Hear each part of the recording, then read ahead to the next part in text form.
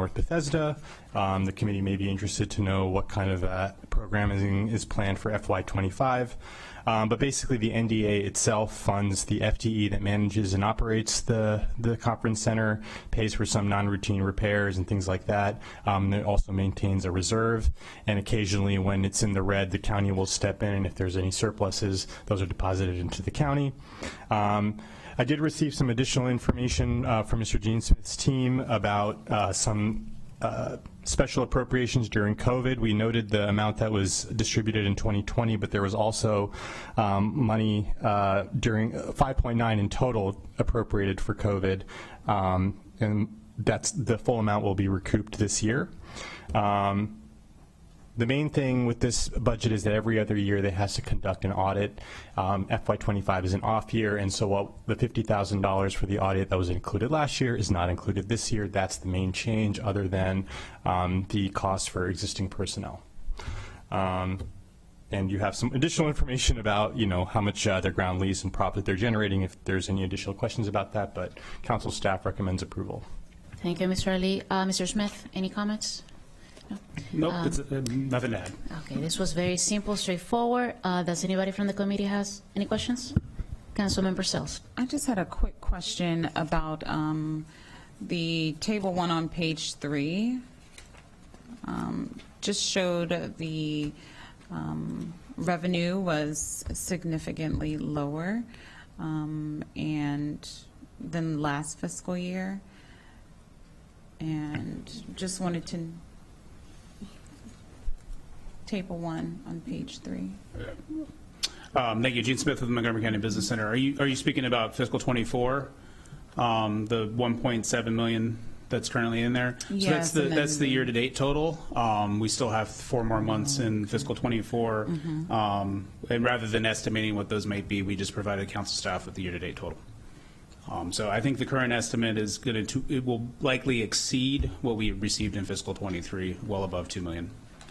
Okay. All right. That's all. Thank you. Councilmember Glass. Thank you for this update. Want to pair this conversation with the one we had last week, in which we learned from Visit Montgomery that the North Bethesda area, the same area as the Visitors Conference Center, accounts for nearly a quarter of all visitor dollars spent in Montgomery County. And so we can clearly understand why, and it certainly serves an important role in the county, and particularly in that zip code. The question I have is about the use of the facility. I haven't seen any information regarding the rentals. How many are local rentals, which we go to at least once a week, if not more, and then other rentals that might be regional or national in nature, just to get a better understanding of who's utilizing that space.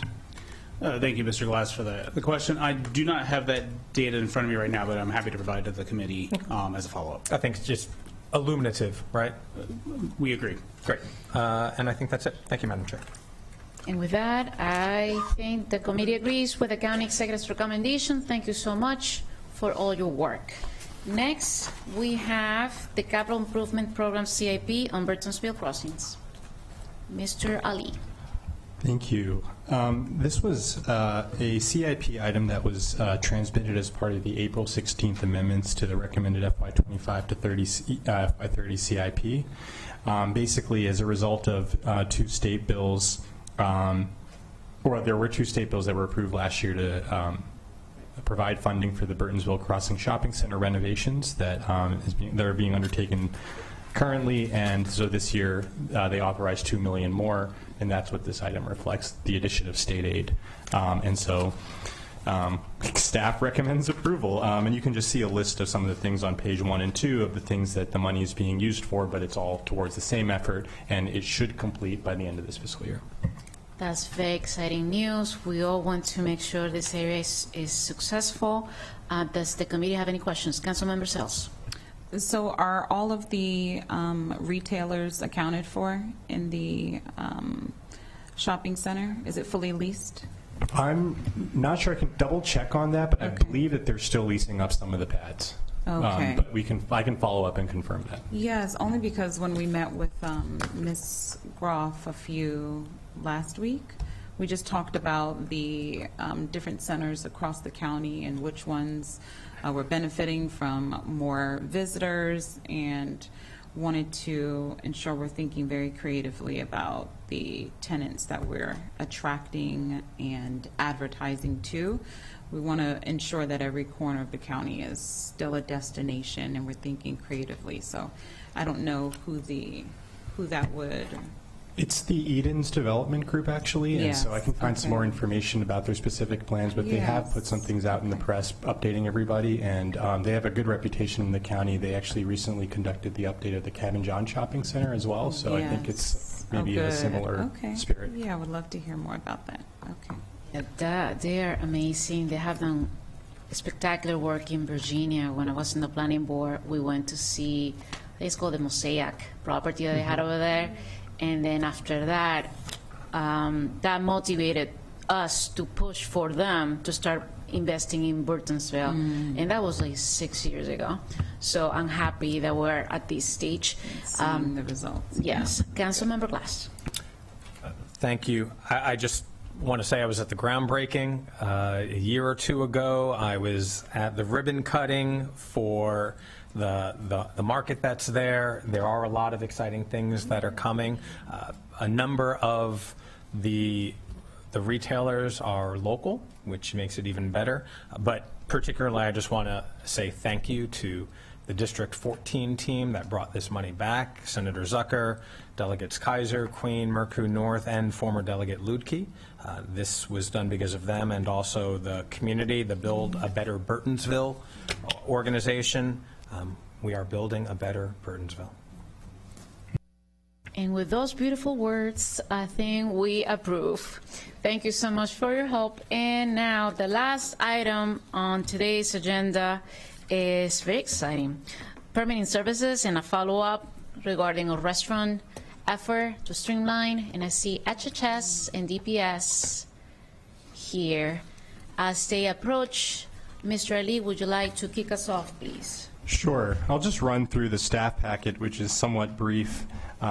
Basically, the background within the ECON committee is that the most recent work session was held on March 11th about this issue, and so you requested a follow-up, which this is basically that follow-up, and that March meeting was actually a follow-up to a December meeting, and I know this conversation has been ongoing. So, you know, there was a proposal at one point to use DPS funds to pay for the position for plan review at HHS, and that was not deemed viable, but sort of created the basis for the approach moving forward. I think there's been a lot of information and a lot of discussions happening in a relatively short period of time, so there may be some clarity that is needed, and hopefully the executive staff here today can provide that clarity about what the proposal is, so I'll just turn it over to them. Thank you so much, Mr. Ali. Mr. Ken Hartman, would you like to proceed? Thank you so much, Chair Founding Gonzalez. For the record, my name is Ken Hartman Espada, Assistant Chief Administrative Officer. Pleased to have worked with the committee on this for many months now, and I'm happy to report that we now have a draft delegation of authority memo that the county attorney has drafted. We've consulted with not only HHS leadership, but DPS leadership, OMB, and finance to make sure that all the necessary pieces were in place. The decision memo, which will come from the Dr. James Bridgers to the CAO, it has been drafted, and it will be the purpose of the memo will be to delegate from HHS to DPS the authority to administer plan review and approval responsibilities as set forth in County Code Section 15-11. DPS will be responsible for collecting the subject plan review fees contemplated by County Code Section 15-12. HHS then will provide administrative support to DPS for the review and inspections, which traditionally fall within HHS's authority. HHS personnel costs related to these services will be charged as appropriate to the DPS Enterprise Fund for payment. Nothing in the delegation is intended to limit or change any of the authority by HHS to administer the licensing requirements. They have a responsibility to us and to our public to ensure public health is well served.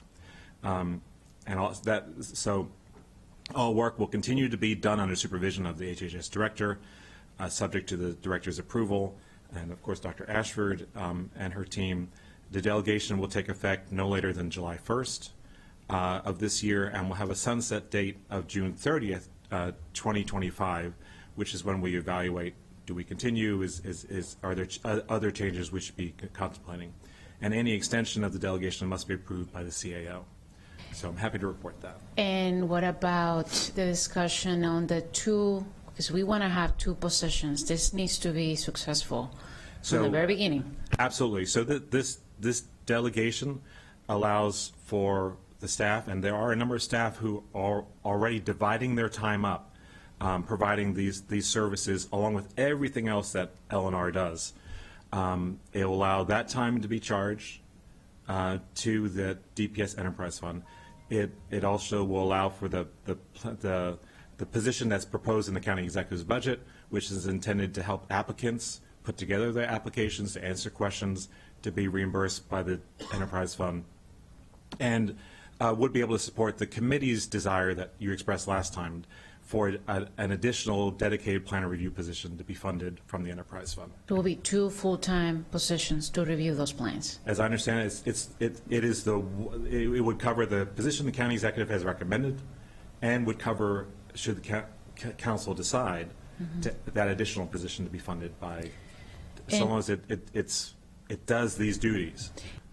And I'm pushing for this to make it crystal clear here, because as you know, the reason why we are in this situation is because restaurants have been struggling to get those permits approved because there hasn't been enough staff to review them.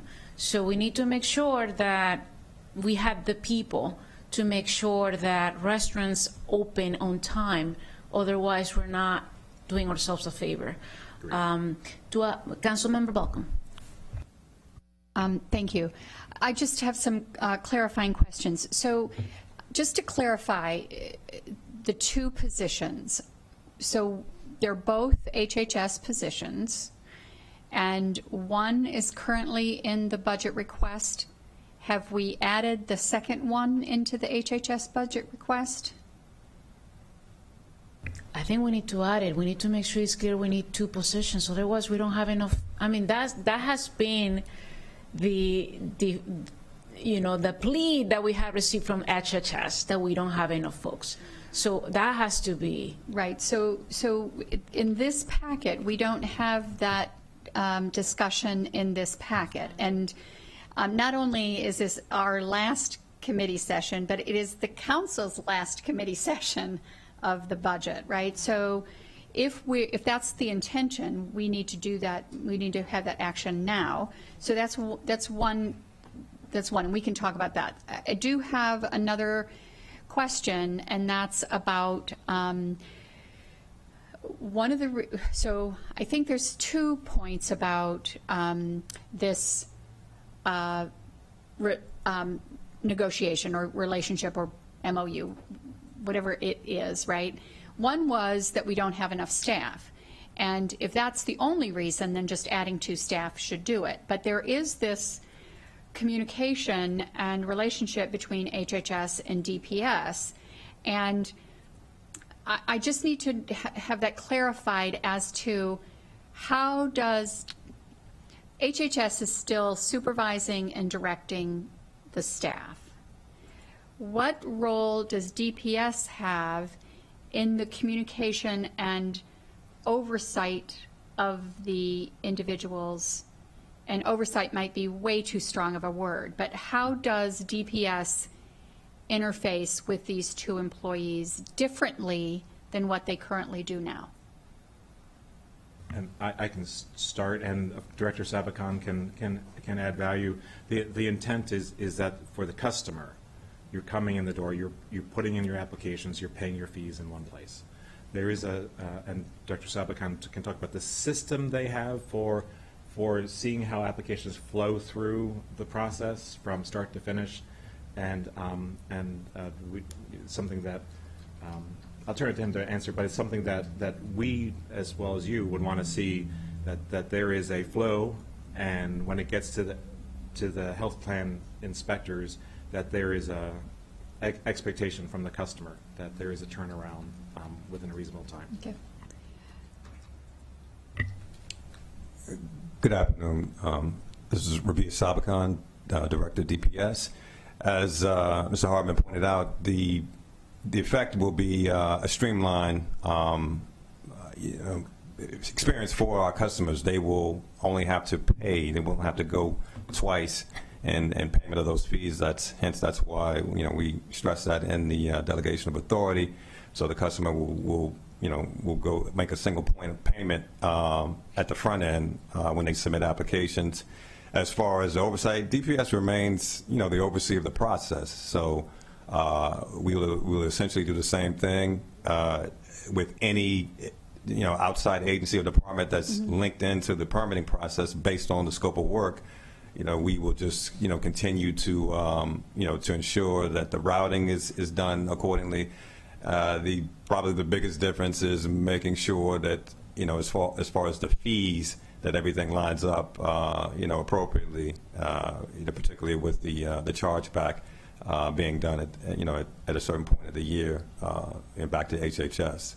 Okay, thank you. And I would assume there's, the transition might have some fits and starts, but I think that if we look at this, certainly 6 months, a year from now, let's review whether the efficiencies that we expected are clear.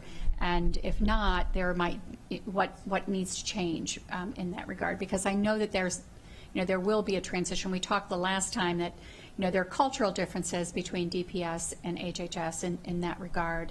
And so we just want to make sure there's a smooth transition. But we do need to talk about the money, so thank you. Great comments. Councilmember Glass. Thank you for those questions, Councilmember Balcom. I remember when this idea was first broached, and appreciate the chair for leading this work, but as I recall, it was presented as revenue neutral. Was that not a correct recollection, that it was shifting FTEs from one department to the other?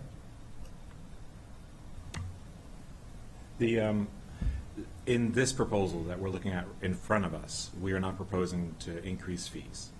So the fees that are being charged today are the fees that are going to be charged later. I think there is a fund balance in the DPS enterprise fund. Over time, as we do with all of our fees, we'll be assessing the different functions and the fees associated with them. But at this point in time, we're not asking you to approve a change in the fee. It is revenue neutral for the general fund because it takes the burden of putting these positions on the competition list, takes them out of that, puts them in a place where we know there's a fund balance to support the activity. So hone in on that last point you raised again. It is revenue neutral for the general fund, but finish that sentence. The DPS and directors, I'll turn to Director Sabakan also, because I know that that's been a conversation with DPS in the budget, which is their fund balance that the enterprise fund is carrying. Can I intervene? It's not just general neutral. We are taking money that is not going to go to the general fund, and we're going to charge the enterprise. We're saving money because we're using that DPS enterprise for these positions. Well, but I'm asking this question because it was presented as revenue neutral, and what I heard at the beginning of this conversation is that we need to add money to the budget to hire another person. So help me reconcile what we're talking about.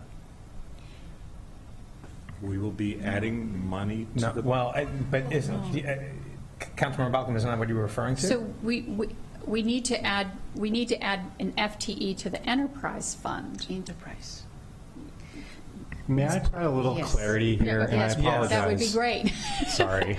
No, please. Just because I wanted to clarify exactly what the committee's action, I think, should be potentially, which is change the funding source of the county executive's recommended position, DHHS for education around plan review, to DPS. So that's the first Exactly. action. Exactly. Is it revenue neutral? Sort of. I would just say that technically that position is associated with fee revenue, which offsets the cost. Whether that offsets all of the cost, we don't know. So there's, I would That's the say that enterprise offset fund, right? may not be captured. The other thing that you would want to do based on the discussion would be add one more plan review to HHS and then change the funding source to the enterprise fund. Right, because if it was the enterprise fund, we don't necessarily need to add that personnel or get involved, which is what, right, exactly. So it was the call for adding an FTE, which got me questioning which fund we were talking about. So back to the point, an FTE will need to be hired. Yes. We do not have to make that call because it is part of the enterprise fund. Yes. Yeah. Yes, but I think technically there's the intermediate step of adding it to the general We're fund calling and then lots of changing the funding lifelines here, source. yes. Yes. You'd still need to recognize it within the DPS fund. Absolutely. It is So still you'd money in add the the money budget, there, yes. you'd add the FTE there, and it'd be taken care of there, but it would Correct. not hit the general fund. And making it absolutely clear that we do want that extra full-time person taking a look at this. Understood. Thank you. So we are all right, just in different ways. Absolutely. Was there anything else that we missed here? I see your mic on. What is it? Oh. Well, in all, honesty, if you recall, what really precipitated all of this, yes, it was, we realized the HHS, shortage on personnel, which, we rectified. From an accountability standpoint, I have to admit, as you recall, Chair, we also had some responsibility to DPS, that is, to ensure that, proper outreach and education was provided. And so just to update, because that's really the objective here, is to make sure that our restaurant sector, improves the ability to navigate our permitting process, get their permit issuance, and is allowed to, start their business in a more efficient and faster manner. So we will be completing our recipe for success update. June is our date. I am all on that, making sure that happens, and I'm very confident that we're going to see through both that and the additional resources. To go point to Councilmember Balcom's concerns, I'm very confident that we're going to see quicker timelines on our restaurant reviews and food service, because it's more than just the restaurants over the coming year. So we're going to be honing in and locked in on those permit types and evaluating the data, and looking forward to sharing that information with the committee. Excellent. I will say, as we stated in the previous work session, let's make sure that HHS committee knows exactly what we're doing, please. And with that, I see. Oh, go ahead, Mr. Yes, just to confirm, May 7th is the HHS full council work session. So we're going to bring it up there in Yes. front of the full council. Yeah. Beautiful. Anything else, Mr. Herman? Thank you for working with us on this one. No, thank you for being open-minded and moving us forward. We're all evolving, and hopefully this will work out. If it doesn't, then we'll rectify. Well, with that, we are adjourned. Thank you so much for coming.